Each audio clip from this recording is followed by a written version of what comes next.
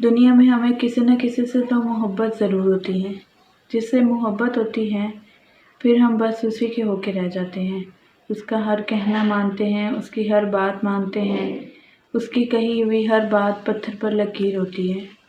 وہ جو کہتا ہے ہم اس پہ آنکھیں بند کر کے یقین کر لیتے ہیں، اس کا ہر حکم ہمارے لیے فرض جیسا ہوتا ہے کہ بھی اس کا حکم ہے، اس کو تو ہم نے ضرور پورا کرنا ہے، کیونکہ ہم اس سے محبت کا دعویٰ جو کر رہے ہوتے ہیں، اسی طرح کا ایک محبت کا دعویٰ ہم اللہ تعالیٰ سے بھی کرتے ہیں کہ نہیں کرتے؟ مسلمان ہونے کے ناطے محبت کا دعویٰ تو ہم سب کرتے ہیں، تو پھر ہماری یہ اللہ تعالیٰ سے کیسی محبت ہے؟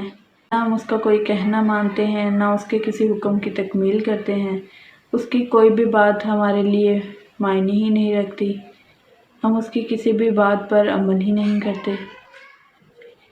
میں نے سنا ہے کہ محبت ایسی چیز ہے جو چھپائے چھپ نہیں سکتی، دبائے دب نہیں سکتی، یہ آنکھوں سے جھلکتی ہے، یہ لہجے سے مہکتی ہے، یہ راتوں کو جگاتی ہے، یہ آنکھوں کو رلاتی ہے۔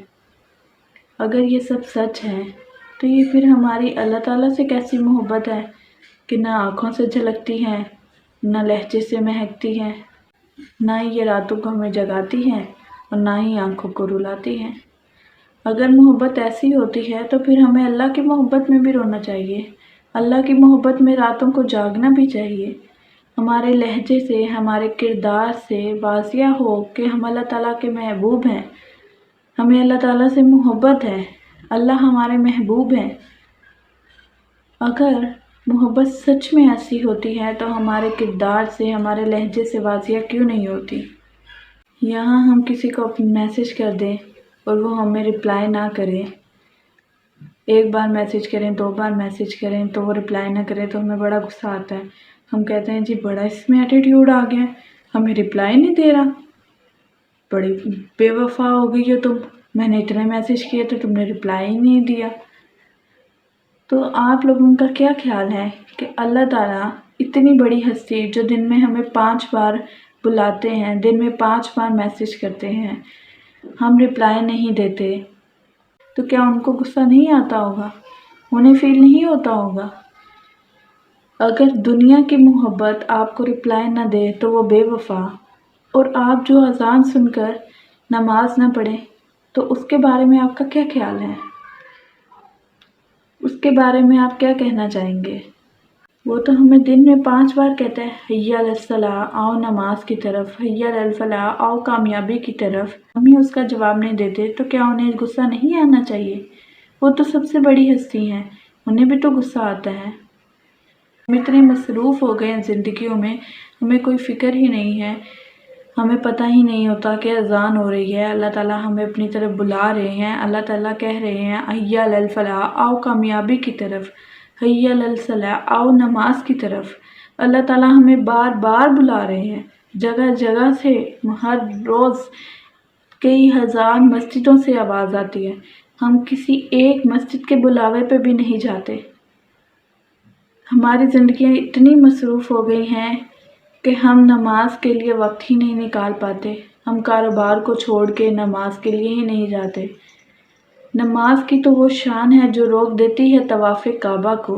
اے انسان، تیرے کاروبار کی کیا اوقات ہے جس کے لیے تو چھوڑ دیتا ہے نماز کو؟ اپنی مصروف زندگیوں میں سے نماز کے لیے ٹائم نکالیں، وقت نکالیں نماز کے لیے۔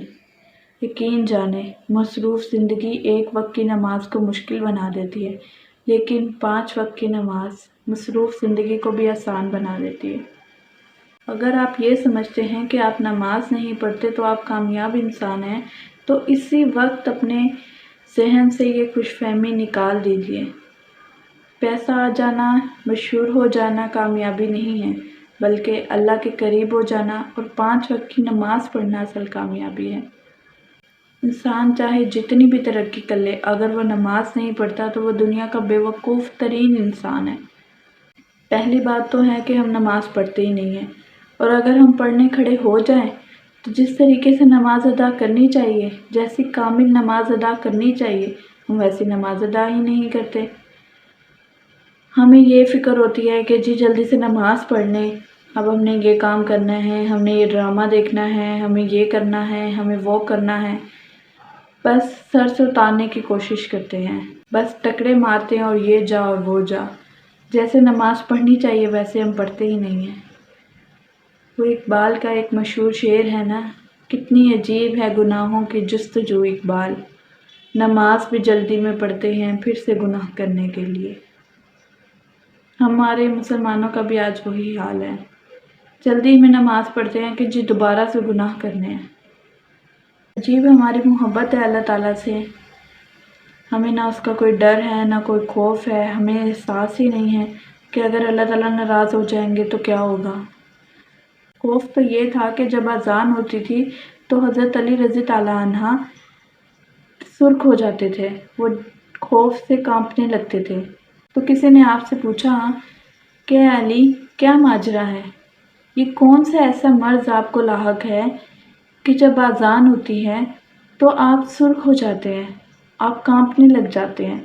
تو حضرت علی رضی اللہ عنہ نے جواب دیا کہ میں اس لیے کانپنے لگ جاتا ہوں کہ اتنی بڑی ہستی کا بلاوا آیا ہے، پتہ نہیں اس کا فرض صحیح سے ادا ہوگا بھی یا نہیں۔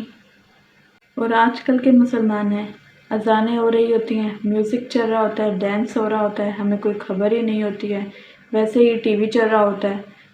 ہم اس دنیا کے پیچھے اتنا زیادہ لگ گئے ہیں کہ ہم یہ بھول بیٹھے ہیں کہ یہ دنیا عارضی ہے، ہم اس کو حقیقی سمجھ بیٹھے ہیں۔ چھوڑ دیں اس دنیا کی جان، اس دنیا نے ہمیں کچھ نہیں دینا، یہاں کے لوگوں نے بھی ہمیں کچھ نہیں دینا، بس اللہ تعالیٰ سے جڑ جائیں۔ اللہ تعالیٰ کے ساتھ زندگی زیادہ خوبصورت ہے، اس کے در پر سکون ملتا ہے، اس کی عبادت سے نور ملتا ہے، جو جھک گیا اس کے سجدے میں اس کو کچھ نہ کچھ تو ضرور ملتا ہے۔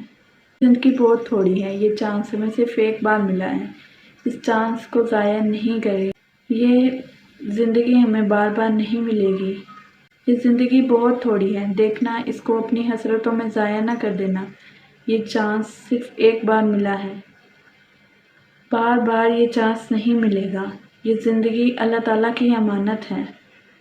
یہ نہ ہو کہ اللہ تعالیٰ آپ کو اپنے پاس واپس بلا لیں اور پوچھیں کہ بتا جو میں نے امانت دی تھی اس کو کس طرح سنبھال کے رکھا، کہاں خرچ کیا، اور ہمارے پاس دینے کے لیے کوئی جواب ہی نہ ہو۔